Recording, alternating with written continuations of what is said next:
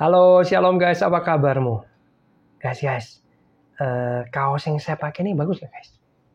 Saya baru dibeliin istri saya. Kayaknya oke ya. Boleh kasih komen, menurut kamu gimana? Gak penting banget ya.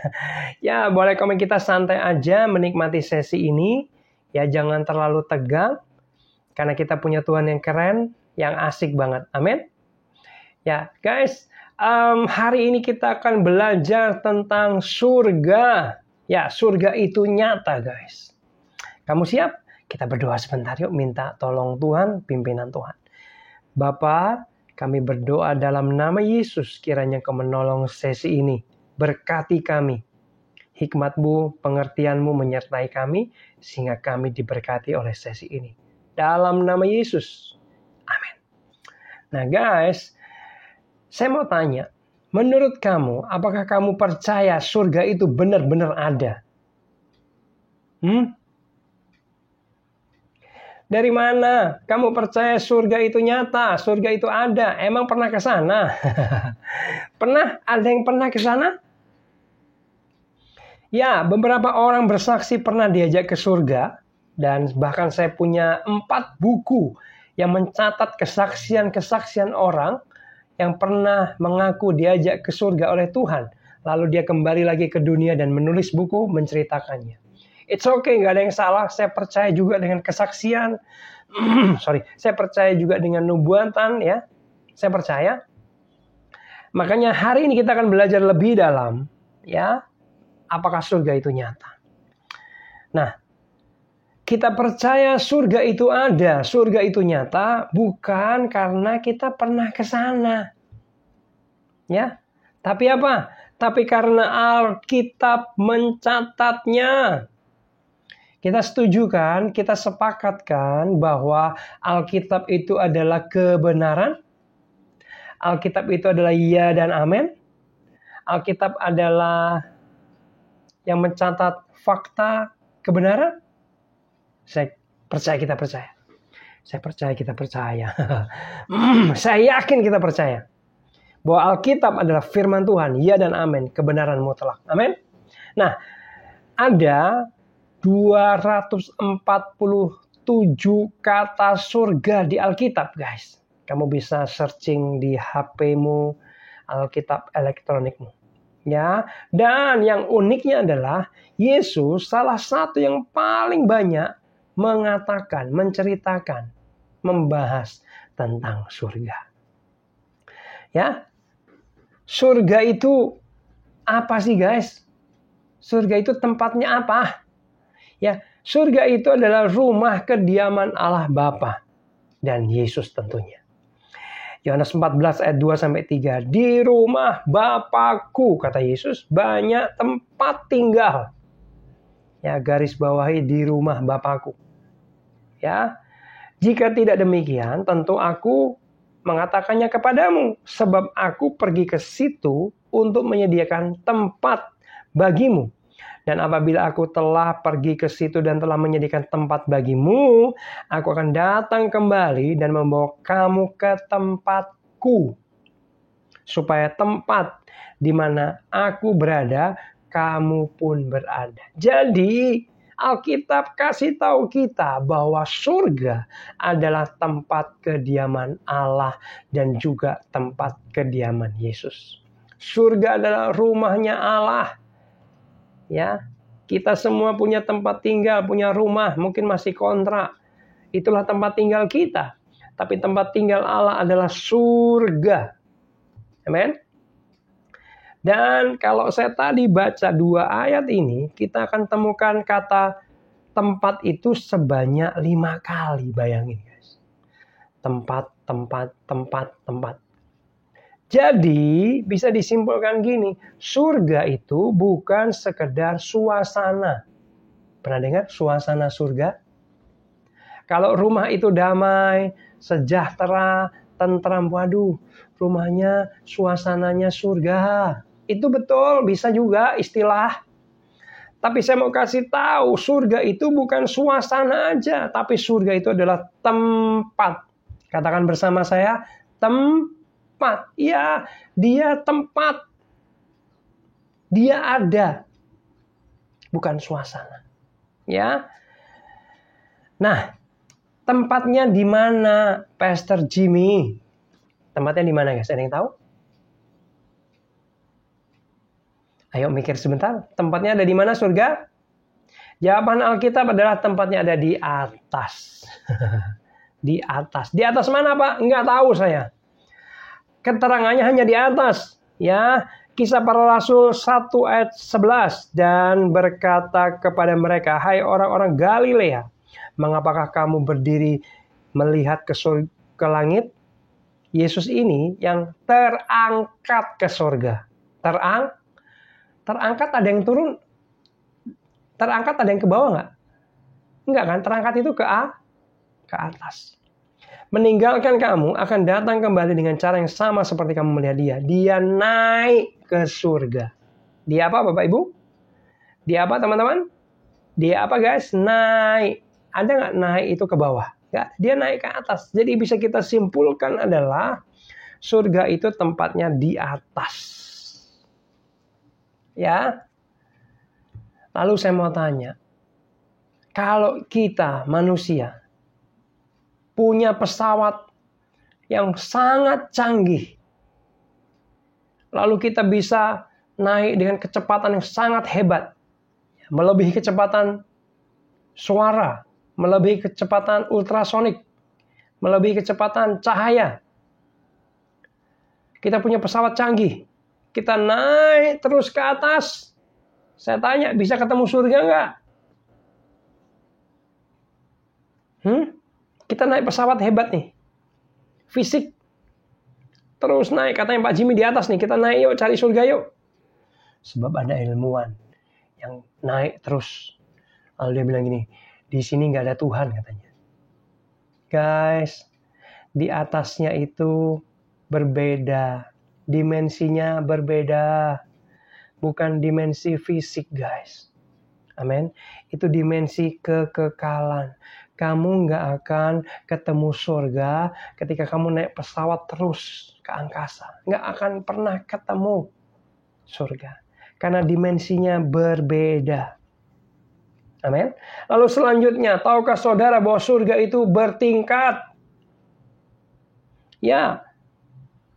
2 Korintus 12 ayat 2-4. Aku tahu tentang seorang Kristen 14 tahun yang lampau, entah di dalam tubuh, aku tidak tahu. Entah di luar tubuh, aku tidak tahu. Allah yang mengetahuinya. Orang itu tiba-tiba diangkat ke tingkat yang ketiga dari surga. Ya, ada tingkat ketiga dari surga. Ya.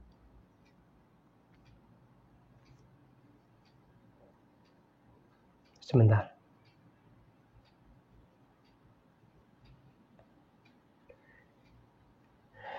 Aku juga tahu tentang orang itu, entah di dalam tubuh, entah di luar tubuh, aku tidak tahu, Allah yang mengetahuinya. 4.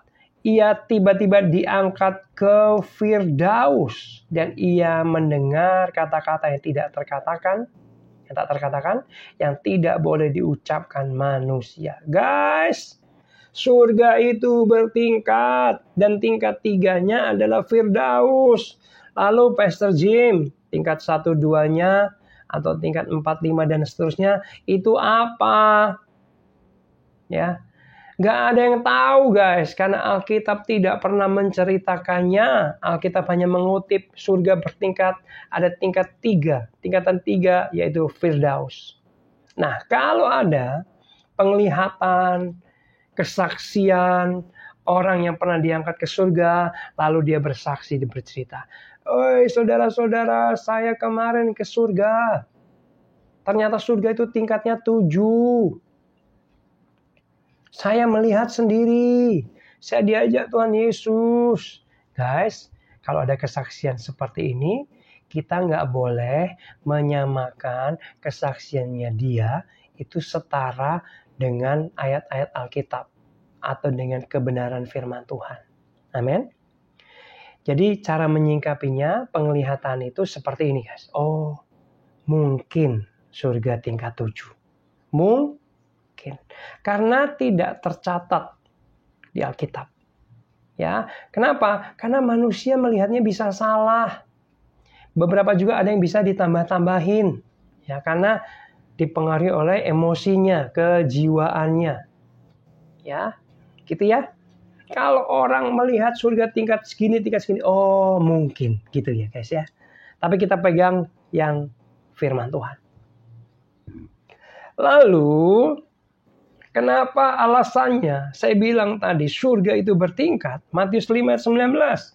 Karena itu siapa yang meniadakan salah satu perintah hukum Taurat sekalipun yang paling kecil dan mengajarkannya demikian kepada orang lain. Perhatikan ini. Ia akan menduduki tempat yang paling rendah di dalam kerajaan surga.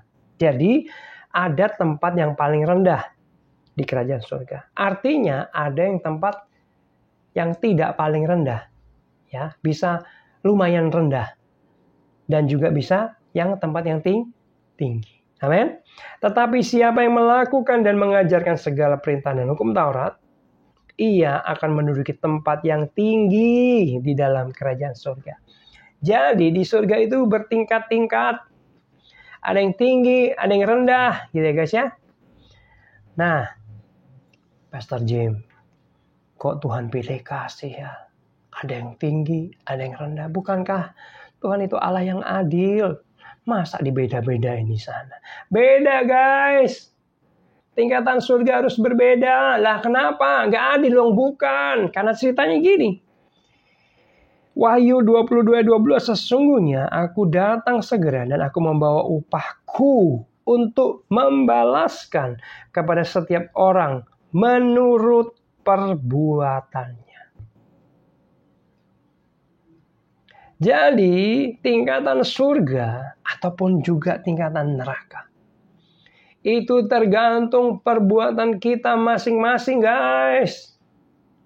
Karena Tuhan membalaskan menurut perbuatan baik kita atau perbuatan jahat kita. Jadi gini guys, untuk masuk surga itu kita hanya percaya menerima keselamatan. Yesus adalah Tuhan dan Juru Selamat, kau percaya. Lalu kamu masuk surga guys. Tapi untuk menentukan tingkatan kamu di surga, itu ternyata melalui perbuatan kamu. Semakin kamu banyak berbuat kasih, berbuat baik tanpa pamrih, kamu akan menduduki tingkat yang tinggi di surga. Ya, contoh nih, kamu yang pelayanan, kalau hatimu murni, kalau hatimu tulus, gak pengen jabatan, gak pengen dipuji orang, kamu hanya pengen mempersembahkan pelayanan untuk Tuhan, gak pengen minta balik apa-apa, tulus, maka itu akan dihitung Tuhan. Tapi kalau orang pelayanan karena duit, karena pengen dipuji orang, hatinya gak benar, dia gak dapat upah atau upahnya kecil. Siapa yang tahu motivasi hati dalam pelayanan? Hanya dirinya sendiri dan Tuhan. Oleh sebab itu kamu yang pelayanan hari ini saya ngajak, ayo punya hati yang murni, hati yang tulus. Jangan cari keuntungan. Amin. Hanya untuk memuliakan Tuhan saja. Kalau kamu kasih minum pendeta, dikatakan ngasih air putih, minuman kepada nabi, kamu mendapat upah nabi. Kalau kamu memberi makan orang miskin tanpa pamrih karena lahir dari kasihmu, itu mendapat pahala yang besar guys. Jadi mulai sekarang ayo berbuat baik sebanyak mungkin. Karena itu akan dibalaskan menurut perbuatan kita nanti di surga. Demikian juga orang-orang yang tidak percaya Yesus, mereka akan di neraka. Nah, bagaimana menentukan tingkatan mereka di neraka? Tergantung perbuatan jahat mereka. Seberapa jahat kamu akan masuk ke neraka yang paling jahat tingkatannya. Yang paling tinggi. Saya nggak tahu tingkat tinggi itu paling ringan atau yang paling berat. Tingkatan paling tinggi, paling berat menurut saya. Ini menurut saya doang sih. Contoh nih. Katakanlah Hitler yang bunuh 6 juta orang Yahudi. Belum lagi membunuh orang-orang yang lainnya. Ya, ngeri banget kan, ini penjahatnya banget kan. Kaisar Nero yang kejam sekali. Ya, mereka kemungkinan besar akan ada di tingkat-tingkat yang paling tinggi di neraka. Dengan hukuman yang paling berat di neraka guys. Amin. Ya, dibalaskan menurut perbuatan kita masing-masing. Amin. Jerih payahmu tidak akan sia-sia, guys. Amin. Lalu gambaran lengkap ini tentang surga ini ada di Wahyu 21 sampai 22. Nanti kamu bisa baca detailnya di rumah, tapi saya akan ngasih rangkumannya sedikit. Jadi, di surga itu tidak akan ada malam, guys. Nggak ada malam, siang mulu. Tidak perlu matahari atau bulan sebagai penerangnya. Nggak ada, nggak butuh penerang di surga. Karena apa? Karena kemuliaan Allah yang menerangi. Kemuliaan Allah menjadi penerang. Lalu di surga itu ada sungai, air kehidupan, bagai kristal yang mengalir keluar dari tahta Allah dan anak domba. Ada sungai yang keluar dari tahta Allah. Ini air kehidupan. Ya, lalu selanjutnya di surga ada pohon. Ada pohon kehidupan dikatakan. Daunnya menyembuhkan bangsa-bangsa. Ya. Lalu di surga ada 2 tahta ternyata, guys. Satu tahta Allah Bapa, satu tahta anak domba, yaitu Yesus. Nah, guys, orang-orang yang meragukan bahwa Yesus adalah Tuhan atau Allah bisa terjawab melalui ayat ini. Bahwa di surga itu yang disembah ada tahtanya kan, 2. Tahta Allah Bapa pencipta langit dan bumi, tahtanya Yesus. Orang yang duduk di tahta ini akan disembah. Jadi Yesus itu memang Allah, guys, karena dia punya tahta dan disembah nanti di surga. Lalu di surga ada malaikat. Pastinya ya. Di surga ternyata ada tembok, guys. Temboknya terbuat dari permata yaspis. Kalau tembok kita ini dari semen. Batu bata. Batu-batu yang lain. Tapi ini dari permata yaspis. Nah, ada 12 dasar tembok. Yaitu dari yaspis, nilam, mirah, zamrud, unam, dan lain sebagainya. Lalu di surga ada 12 pintu gerbang. Ternyata ada pintu gerbang yang banyak ya guys, 12 ya. Lalu di surga ada gunung yang besar dan tinggi dikatakan. Lalu ini yang sering kita dengar, di surga jalannya dari emas murni. Saking murninya sampai bening guys emasnya itu. Jadi kalau kita hari ini ngumpulin emas sekarang mahal banget ya. Ya, waduh ini barang berharga. Alah, di surga jadi aspal guys. Ya, di surga jalanan emas. Jadi betapa mulianya surga itu. Ya, di surga tidak ada kesedihan, tidak ada air mata, tidak ada duka cita, tidak ada kematian, tidak ada perkabungan dan maut. Oh my God. Di sana adalah tempat yang indah. Ya. Wahyu 21 ayat 4, dan ia akan menghapus segala air mata dari mata mereka, dan maut tidak akan ada lagi. Tidak akan ada lagi perkabungan atau ratap tangis atau duka cita, sebab segala sesuatu yang lama itu sudah berlalu. Guys, di surga ada banyak yang indah-indah. Amin. Di surga tempat yang sangat indah. Tempat idaman yang luar biasa. Yang kita semua pengen ke sana, ketemu dengan Allah dan menikmati surga. Tapi di surga tidak ada satu hal guys ini. Di surga nggak ada apa? Nggak ada bidadari guys. Nggak ada bidadari. Kalau di sebelah ada surga bidadari, mungkin surganya berbeda guys. Ya. Nggak ada bidadari. Di surga itu Matius 22:30 tidak kawin dan tidak mengawinkan. Nggak ada pikiran nafsu daging sana guys. Dagingnya udah nggak masuk sana. Itu mah kedagingan. Ini kalau otak-otaknya kawin terus nggak bisa masuk surga guys. Masih melekat dengan kedagingan. Ya, tidak ada kawin dan tidak dikawinkan, melainkan hidup seperti malaikat di surga. Tidak ada keinginan nafsu, keinginan daging.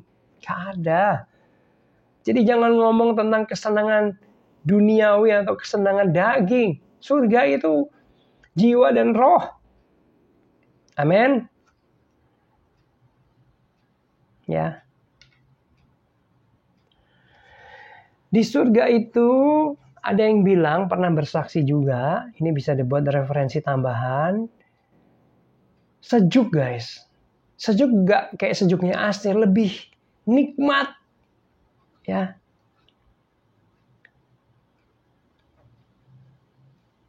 Lalu guys, banyak orang-orang diajak ke surga. Lalu dia cerita. Nah, jadi gini guys.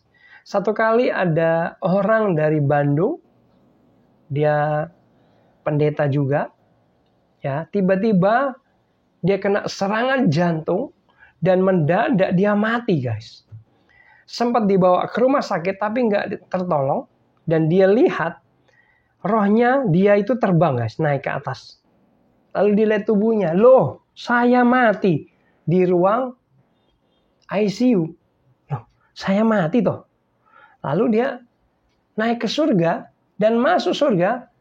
Ketika ada Tuhan Yesus di sana, Tuhan aku pulang katanya. Loh, dia ketemu Tuhan Yesus di sana, duduk di tahta guys. Lalu dia disapa oleh Tuhan, disambut oleh Tuhan Yesus. Oh ya anakku, tapi anakku waktumu belum selesai. Tapi orang ini gini guys, ya ampun, di surga ini indah banget ya. Ya ampun, kenapa dari dulu aku nggak mati aja? Katanya gitu guys. Apalagi dia bilang ketemu Tuhan Yesus. Ya ampun, gak pengen berhenti ngelihat Tuhan Yesus. Dia bilang gini guys. Saudara-saudara, kalau nanti di surga kamu ketemu Tuhan Yesus, kamu memandangi Tuhan Yesus, kamu gak akan bosan. 1000 tahun kamu memandangi, kamu gak akan bosan. Kamu akan terus terkagum-kagum. Saking mulianya Tuhan Yesus, saking indahnya pribadi Tuhan Yesus. Oh my God. Pernah dengar gak guys? Bahwa pendeta bilang, di surga nanti kita akan menyembah Tuhan 24 jam. Terus menerus menyembah Tuhan. Gak ada berhentinya. Ada yang mikir dalam hati, mungkin gak berani ngomong. Ya, bosan dong di surga. Nyembah mulu ya. Pernah mikir gitu? Saya mau kasih tahu kebenarannya. Kebenarannya gini guys. Ketika kamu melihat Tuhan Yesus di sana, secara otomatis, gak dipaksa, kamu akan menyembah dengan sendirinya. Kenapa? Karena saking kamu kagumnya, saking kamu terkesimanya, saking kamu gak tahan, kamu nyembah sendiri tanpa disuruh. Haleluya. Jadi nggak dipaksa untuk nyembah. Di sana nggak ada main paksa-paksa guys. Tetapi otomatis aku mau nyembah Tuhan. Karena Tuhan begitu mengagumkan. Itu yang terjadi guys. Jadi jangan takut ya. Beberapa orang takut dalam hatinya. Nggak enak juga ya di surga nyembah doang. Nyembah mulu ya. Mending ke neraka. Ada yang gitu guys. Di sana ketemu banyak artis-artis gitu. Cantik-cantik. Kacau. Kebenarannya seperti itu. Amin. Ya. Sebentar ya. Nah, ada seorang hamba Tuhan yang bernama Robert Liardon.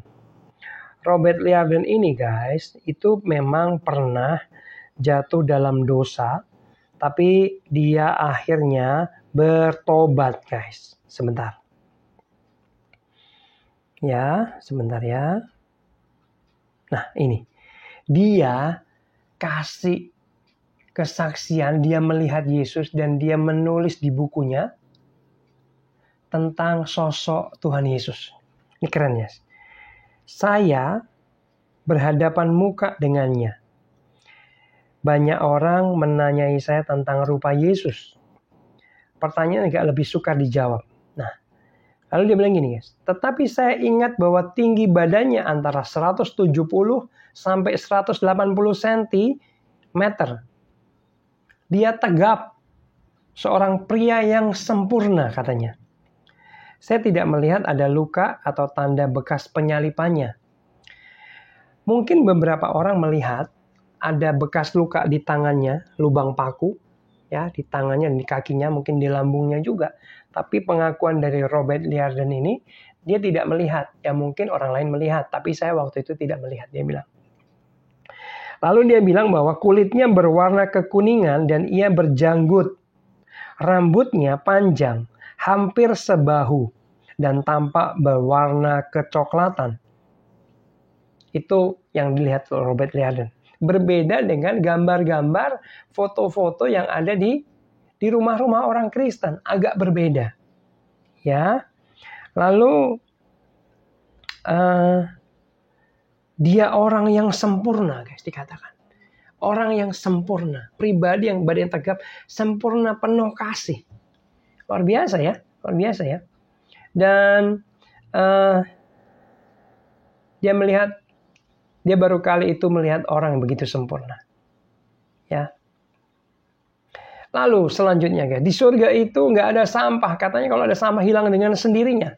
Dan rumput kalau diinjak berdiri lagi, sempurna lagi, sembuh lagi. Gak ada rusak rumputnya.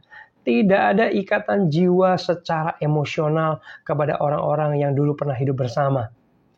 Nah ini agak gimana ya guys.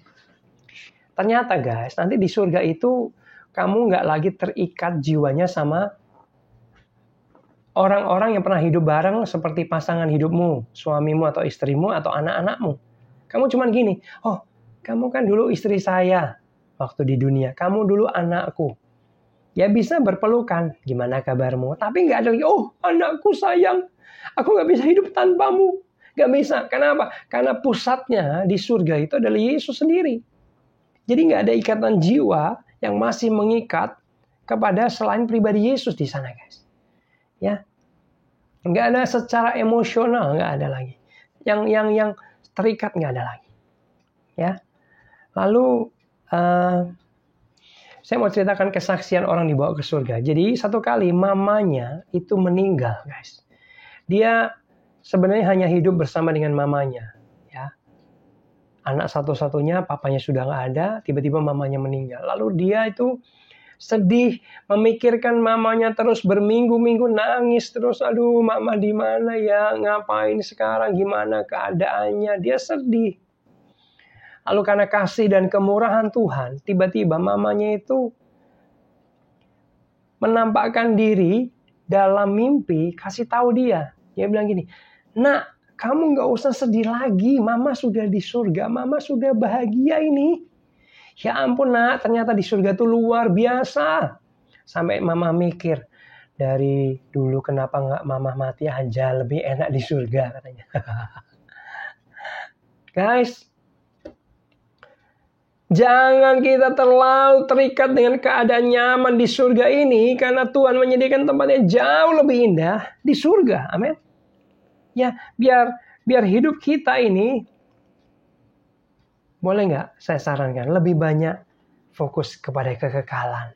Yang mungkin hari ini kita hanya fokus di dunia, hidup di dunia. Hidup di dunia cuma 70-80 tahun saja. Kita bilang selebihnya bonus kan. Tapi ayo memikirkan kekekalan lebih lagi. Amin. Apa yang kita lakukan di dunia ini menentukan di kekekalan. Betul? Ya, lakukan hal-hal lebih memikirkan kekekalan. Lalu pertanyaan terakhir saya, siapa yang masuk surga? Siapa? Yohanes 3:3, Yesus menjawab, aku berkata kepadamu sesungguhnya jika seorang tidak dilahirkan kembali, ia tidak dapat melihat kerajaan Allah. Lalu Yohanes 3:15-16 ayat Alkitab yang menjadi hafalan anak sekolah minggu. Supaya setiap orang yang percaya kepadanya beroleh hidup yang kekal. 16, karena begitu besar kasih Allah akan dunia ini, sehingga ia telah mengaruniakan anaknya yang tunggal, supaya setiap orang yang percaya kepadanya tidak binasa, melainkan beroleh hidup yang kekal. Guys, kamu yang belum pernah percaya Yesus, belum pernah terima Yesus, segera terima Tuhan Yesus, sudah percaya Yesus, dan kamu harus lahir baru supaya kamu diselamatkan. Amin. Roma 5 ayat 9-10 lebih-lebih. Karena kita sekarang telah dibenarkan oleh darahnya, kita pasti akan diselamatkan dari murka Allah. Sebab jikalau kita Ketika masih seteru diperdamaikan dengan Allah oleh kematian anaknya, lebih-lebih kita yang sekarang telah diperdamaikan pasti akan diselamatkan oleh hidupnya. Guys, kamu orang-orang percaya yang sudah lahir baru, kamu gak perlu takut apa-apa lagi. Kenapa? Karena keselamatan dijamin. Ada jaminan kepastian keselamatan. Kalau agama lain tidak ada kepastian keselamatan. Ke surga itu semoga. Nanti Tuhan yang menentukan katanya. Tapi kalau di Kristen, menurut Alkitab firman Tuhan, yang percaya kepada Yesus, sungguh-sungguh lahir baru, akan diselamatkan. Jadi kalau kamu sudah percaya, sudah lahir baru ini, kamu gak perlu takut mati. Amin.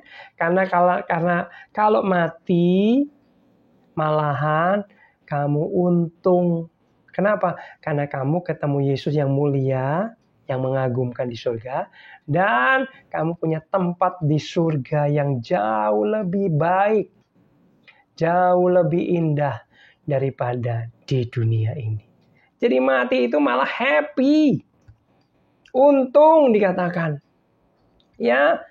Kalau ada orang pendeta bahas tentang akhir zaman, beberapa waktu lalu saya bahas tentang akhir zaman. Saya tanya ke beberapa orang Kristen, mereka takut guys, ini salah.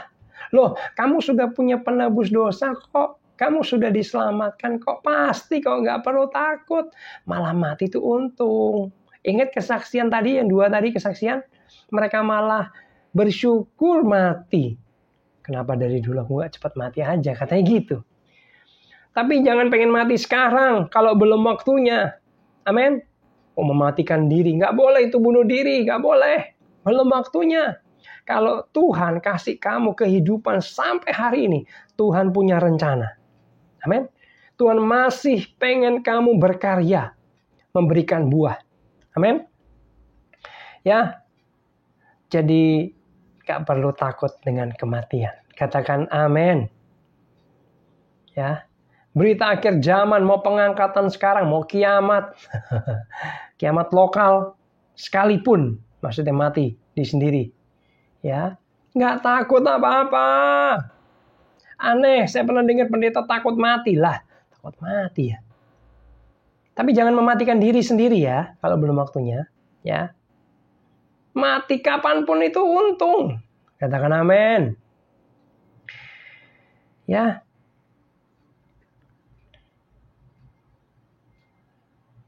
Masih ada tugas atau misi kalau belum mati. Hidup jadi berkat, hidup melayani. Ya, hidup jadi Kristus kecil yang menebar kasih dan kebaikan. Katakan amin. Filipi 1 ayat 21 sampai 23, 124. Karena bagiku hidup adalah Kristus dan mati adalah keuntungan. Tetapi jika aku harus hidup di dunia ini, itu berarti bagiku bekerja memberi buah menjadi berkat. Jadi mana yang harus kupilih aku tidak tahu. Paulus saja terserah Tuhan. Mau hidup sekarang, mau mati sekarang, terserah Tuhan. Saya tidak tahu. Aku didesak dari 2 pihak. Aku ingin pergi. Kalau dia itu pengen sebenarnya. Pergi dan berdiam bersama-sama dengan Kristus. Dia sebenarnya kalau ditanya pengen mati guys. Paulus. Itu memang jauh lebih baik. Lebih baik. 24. Tetapi lebih perlu untuk tinggal di dunia ini karena kamu. Oh my God. Guys, kamu mau mati kapan? Gak usah takut. Ya. Kalau kamu saat ini masih hidup, kamu artinya punya tugas. Memberi buah, menjadi berkat, melayani. Amin. Berbuat baik, menebar kasih, mengenalkan Tuhan, bersaksi, dan lain sebagainya. Ini kesempatan kalau masih hidup. Hidup untuk Tuhan dikatakan. Ya, hidup adalah Kristus dikatakan. Amin. Oke. Guys, kita berdoa yuk. Kita berdoa. Bapa, hamba berdoa buat teman-teman yang sudah mendengarkan firman Tuhan tentang surga ini. Engkau memberkati mereka supaya mereka benar sungguh-sungguh percaya Yesus. Dan hidup mereka boleh lahir baru. Ngalami Tuhan, sungguh-sungguh ikut Tuhan Yesus. Hidup mereka dijamin keselamatan kepada surga. Terima kasih Tuhan. Biar mereka nggak takut lagi menghadapi kematian, akhir zaman, pengangkatan apapun itu. Karena ada kepastian keselamatan yang Tuhan sudah jamin. Tuhan sudah berikan, Tuhan sudah sediakan kepada kami. Terima kasih Tuhan Yesus. Kami bangga punya Allah seperti Engkau. Yang Allah rela jadi manusia. Hanya untuk mati menebus dosa kami. Gak ada Allah seperti Engkau. Dan biar hidup kami ini untuk Engkau saja. Untuk membalas setiap kebaikan-Mu. Walaupun kebaikan-Mu itu tidak dibalas. Atau tidak bisa dibalas oleh seluruh pengabdian hidupku ini Tuhan. Hidup kami ini Tuhan. Terima kasih Bapa. Dalam nama Yesus yang percaya katakan. Amin. Guys. Bagi kamu yang belum pernah berdoa terima Tuhan Yesus sebagai Tuhan dan Juru Selamatmu. Supaya kamu diselamatkan. Ayo sekarang ikuti doa saya. Ikuti doa saya ya untuk terima Tuhan ini. Bapa dalam nama Yesus. Aku adalah orang berdosa. Tapi hari ini Tuhan. Aku membuka hatiku. Aku membuka hidupku. Menerima Engkau sebagai Tuhanku. Dan Juru Selamatku. Dan mulai hari ini, Engkau yang memimpin hidupku. Terima kasih Tuhan, dalam nama Tuhan Yesus. Amin. Selamat kamu yang baru saja menerima Yesus sebagai Tuhan dan Juru Selamatmu. Namamu sudah tercatat dalam buku kehidupan Tuhan. Dan kamu pasti diselamatkan. God bless you. Guys, bagikan video ini ya. Bagikan video ini. Kamu yang butuh didoakan, kamu boleh tulis di kolom komentar. Pastor, saya minta tolong doakan ini. Nanti saya akan doakan. Saya dukung kamu dalam doa. Silakan tulis di kolom komentar. Tuhan Yesus berkati.